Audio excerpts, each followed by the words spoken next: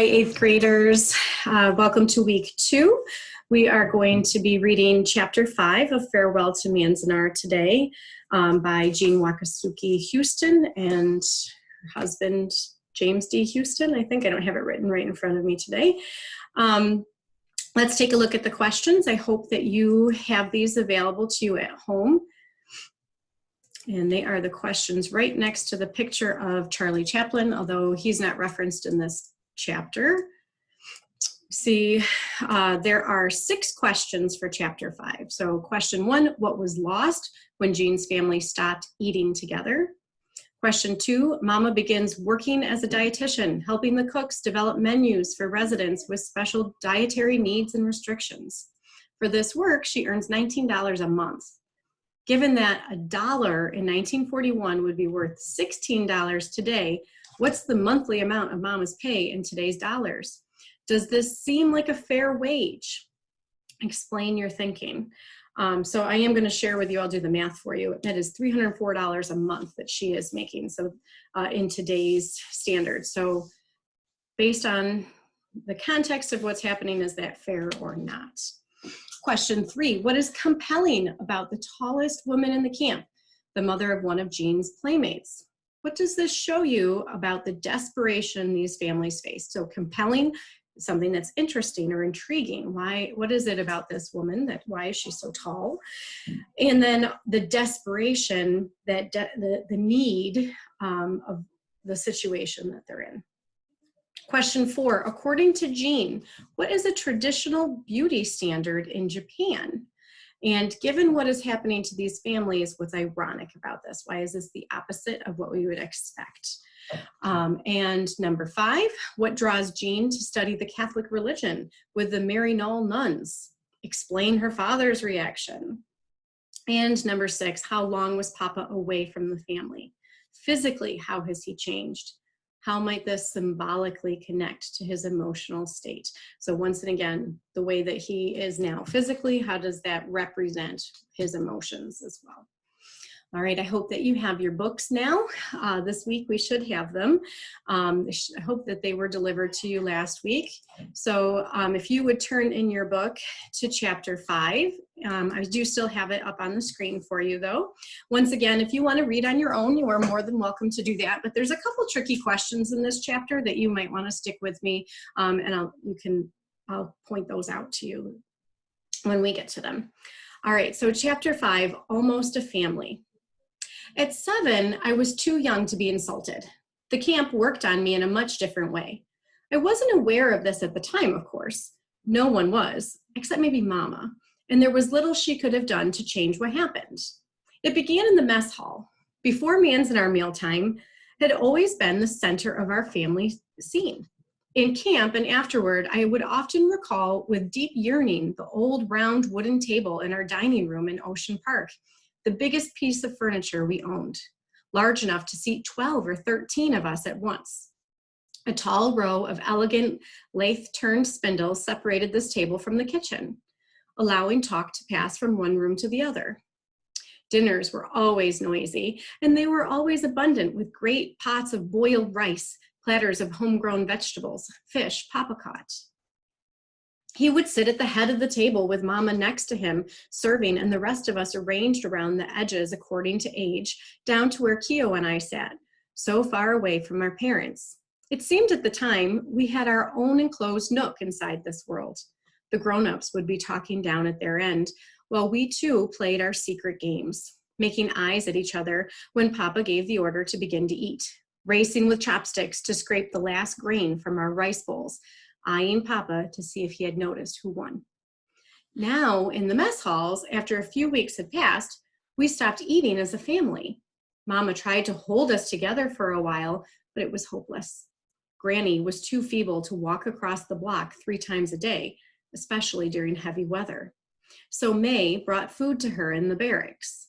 My older brothers and sisters, meanwhile, began eating with their friends, eating somewhere blocks away in the hope of finding better food. The word would get around that the cook over in block 22, say, really knew his stuff, and they would eat a few meals over there to test the rumor. Camp authorities frowned on mess hall hopping and tried to stop it, but the good cooks liked it. They liked to see long lines outside their kitchens and would work overtime to attract a crowd. Younger boys like Ray would make a game of seeing how many mess halls they could hit in one meal period. Be the first in line at block 16, gobble down your food, run to 17 by the middle of the dinner hour, gulp another helping, and hurry to 18 to make the end of that chow line and stuff in the third meal of the evening. They didn't need to do that. No matter how bad the food might be, you could always eat till you were full. Keo and I were too young to run around, but often we would eat in gangs with other kids while the grown-ups sat at another table. I confess I enjoyed this part of it at the time. We all did. A couple of years after the camps opened, sociologists studying the life noticed what had happened to the families. They made some recommendations and edicts went out from that families must start eating together again. Most people resented this. They griped and grumbled. They were in the habit of eating with their friends. And until the mess hall system itself could be changed, not much could really be done. It was too late. My own family, after 3 years of mess hall living, collapsed as an integrated unit. And here's as we get into our answer. What does it mean to collapse? It's fall apart. Whatever dignity or feeling of filial strength we may have known before December 1941 was lost. And we did not recover it until many years after the war, not until after Papa died and we began to come together trying to fill the vacuum his passing left in all of our lives. So that whatever dignity or the feeling of family that they had was gone once they started not eating together. The closing of the camps in the fall of 1945 only aggravated what had begun inside. Papa had no money then and could not get work. Half of our family had already moved to the East Coast where jobs had opened up for them. The rest of us were relocated into a former defense workers housing project in Long Beach. In that small apartment, there was never enough room for all of us to sit down for a meal. We ate in shifts, and I yearned all the more for our huge round table in Ocean Park. Soon after we were released, I wrote a paper for a 7th grade journalism class describing how we used to hunt grunion before the war. The whole family would go down to Ocean Park Beach after dark when the grunion were running and build a big fire on the sand. I would watch Papa and my older brothers splash through the moonlit surf to scoop out the fish. Then we'd rush back to the house where Mama would fry them up and set the sizzling pan on the table with soy sauce and horseradish for a midnight meal. I ended the paper with this sentence: "The reason I want to remember this is because I know we'll never be able to do it again." You might say it would have happened sooner or later anyway, this sliding apart of such a large family in post-war California. People get married, their interests shift, but there was no escaping the fact that our internment accelerated the process, made it happen so suddenly it was almost tangible, like you could almost feel it. Not only did we stop eating at home, there was no longer a home to eat in. The cubicles we had were too small for anything you might call living. Mama couldn't cook meals there. It was impossible to find any privacy there. We slept there and spent most of our waking hours elsewhere. Mama had gone to work again soon after we arrived. The call went out for people with any kind of skill to offer their services. Thousands were responding with great surges of community spirit, sometimes with outright patriotism, wanting to do their part. Woody signed on as a carpenter. One of my brothers-in-law was a roofing foreman. Another ran a reservoir crew. Mama had worked as a dietitian in Washington after she was married. In camp, this was a high priority training. In addition to the daily multitude, those amateur cooks were faced with allergy cases, diabetics, nursing mothers, infants who required special feedings. For Mama, it was also a way to make a little money, $19 a month. This was top wage for an internee. Unskilled labor started at 8. All volunteer, of course. You didn't have to get out of bed in the morning if you didn't want to. Mama wanted to work. She had a monthly fee to pay the warehouse in Los Angeles, where she had stored what remained of our furniture in silver just before we vacated. evacuated. She worried about this constantly. She worried about Papa too. Letters from him trickled in once or twice a month, with half the words blacked out, calling her sweetheart. For the first time in 15 years, she was always distracted, staring at things I could never see. I would try to get her attention, grab her around the legs. At night in bed, she would hug me close. But during the day, she never seemed to notice me. Adrift, I began to look elsewhere for attention, and thus took the first steps out of my child's realm toward a world of grown-ups other than my parents. Though I was only 7, my images of certain people from this period are very precise, because I had begun to see adults for the first time. On Terminal Island, I first saw Orientals, those demon children who had terrorized me.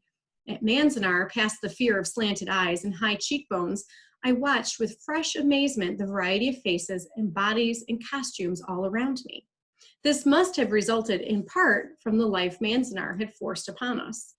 Once the weather warmed up, it was an out-of-doors life where you only went home at night. When you finally had 10,000 people on an endless promenade inside the square mile of barbed wire that was the wall around our city. One of our neighbors was a tall, broad woman, taller than anyone in camp, as far as I recall. She walked erectly and wore an Aunt Jemima scarf around her head. She was married to a Japanese man, and they had adopted a little Japanese girl I sometimes played with. But this woman, I realized much later, was half black, with light mulatto skin, passing as a Japanese in order to remain with her husband. She wore scarves everywhere to cover her giveaway hair. So there's the intriguing thing about this tall woman, is that she's not Japanese. She's there pretending to be Japanese. And what is it that's why would she do that in those desperate times? They tell you the reason right there, that she pretends. In the barracks facing ours, there lived an elegant woman who astounded me each time I saw her. She and her husband both came from Japan, and her long aristocratic face was always a ghastly white. In traditional fashion, she powdered it with rice flour every morning. By old country standards, this made her more beautiful. For a long time, I thought she was diseased. Okay, so there's our,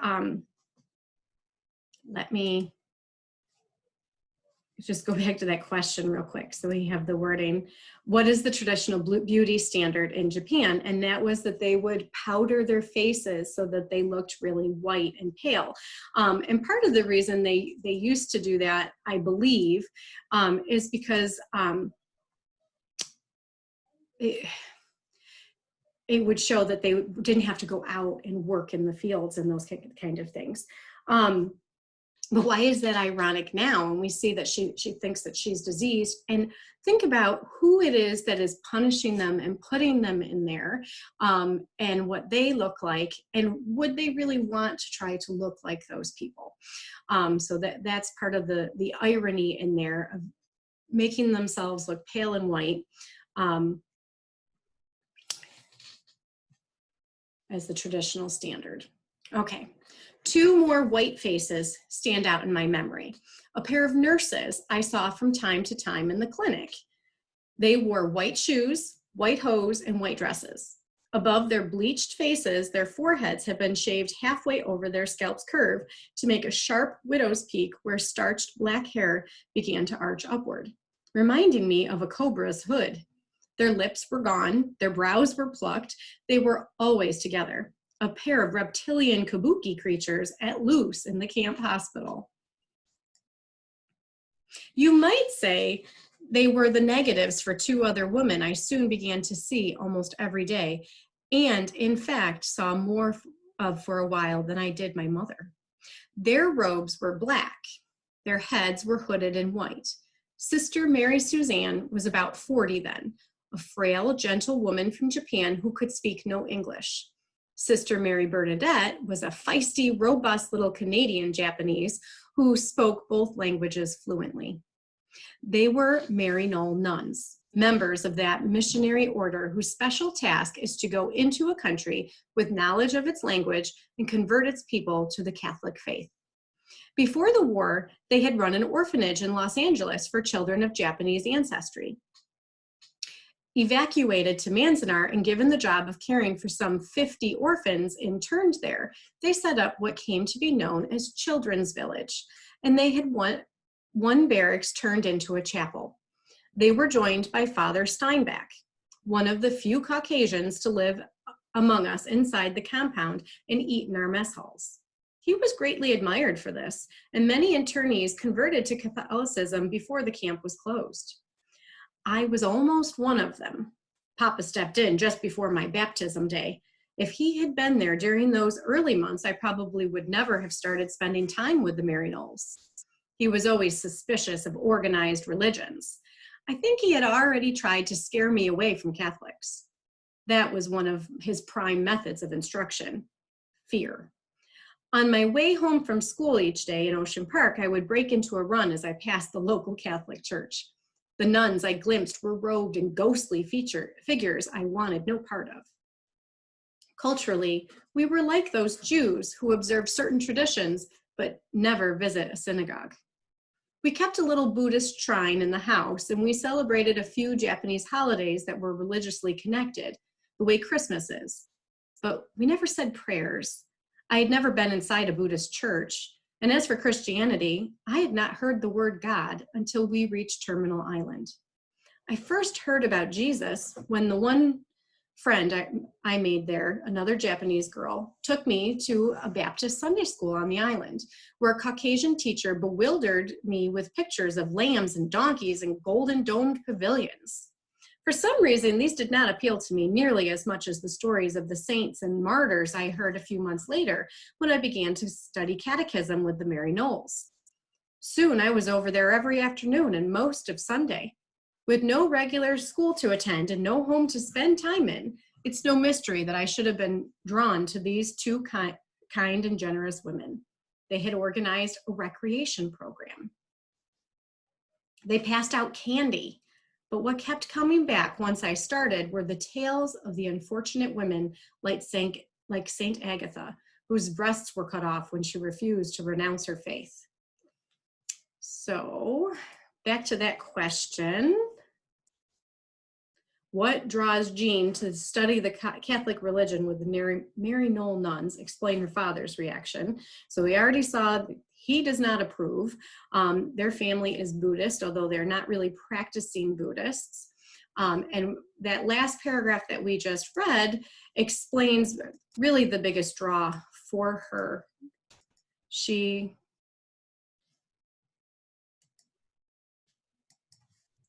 Trying to get that there. This paragraph here. She's interested in the saints, but also there's no school yet. So there's not really anything for her to do. They're giving her things to do, not only teaching her about the religion, but a recreation program. So they're playing games, they're handing out candy, and telling stories. So it's something to give her something to do while she's there.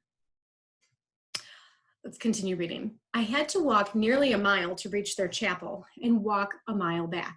That summer, it was miserably hot, over 100 degrees most days. Yet I made the trip gladly. A big, homely girl, about 20 years old, who wore boy shoes and an Eisenhower jacket, taught catechism to the younger kids.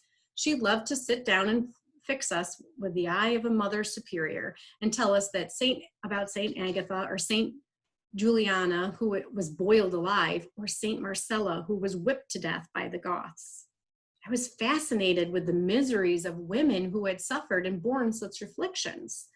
On my way home, I would hike past row upon row of black barracks, watching mountains waver through that desert heat, with the sun trying to dry up my very blood, and imagine in some childish way that I was among them, that I was up there on the screen of history in a white lace catechism dress, sweating and grimy, yet selflessly carrying my load. Think about that. She's in a pretty difficult situation right now, and hearing these stories of the martyrs who died for a good cause makes her kind of feel like maybe I could be like that too. I fulfilled this little fantasy one blistering afternoon when the heat finally got me. Sunstroke. While crossing one of the wide sandy fire breaks that separated one of the blocks, I passed out. This put me in bed for a week. After I recovered, several months went by before I resumed my catechism. For one thing, Papa discouraged me. It was just before this happened that he had returned from Fort Lincoln. He was back among us, making decisions, giving commands. For a while, it seemed we would almost be a family again, but it didn't turn out that way. He was not the same man. Something terrible had happened to him in North Dakota. He arrived at Manzanar on a Greyhound bus. We all went down to the main gate to meet him. Everyone but Woody's wife, Chizu, who was in the camp hospital. The previous day, she'd given birth to Papa's first grandson. She named him George in honor of Papa's return. 2 of my sisters were pregnant at the time, and they were there at the gate in hot weather smocks, along with Woody, who had left the hospital long enough to welcome Papa back, and Granny and Mama and the rest of the family, a dozen of us standing in the glare, excited yet very reverent as the bus pulled in. The door whished open, and the first thing we saw was a cane. I will never forget it. Poking from the shaded interior into sunlight, a straight, polished maple limb spotted with dark lidded eyes where small knotholes had been stained and polished. Then Papa stepped out, wearing a fedora hat and a wilted white shirt. This was September 1942.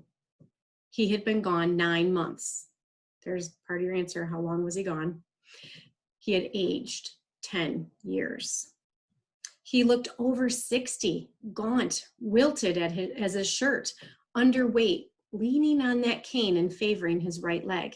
He stood there surveying his clan, and nobody moved, not even Mama, waiting to see what he would do or say, waiting for some cue from him as to how we should deal with this.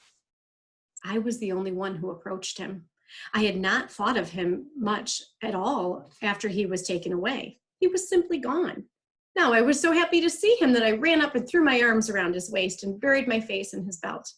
I thought I should be laughing and welcoming him home, but I started to cry. By this time, everyone was crying. No one else had moved yet to touch him. It was as if the youngest, the least experienced, had been appointed to display what the others held back by awe or fear, or some old country notion of respect for the patriarch, so the head of the family. Could not.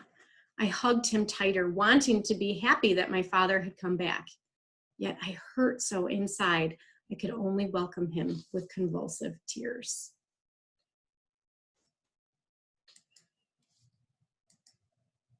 Okay, so we did get this. How long was Papa away from the family? He was away from 9 months, even though it appears that he has aged 10 years. So this physically, there's quite a bit of description there of how he has physically aged. And one of the biggest things is that he now carries a cane. He needs a cane to help him walk.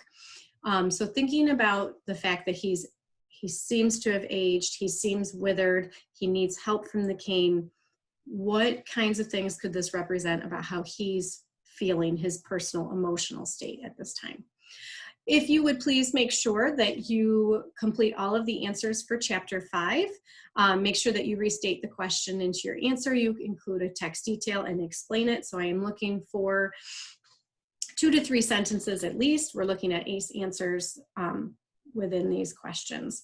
Make sure that you start with a capital letter and end with a period. All right, so that is all I have for you for today, and I hope you have a good rest of your day.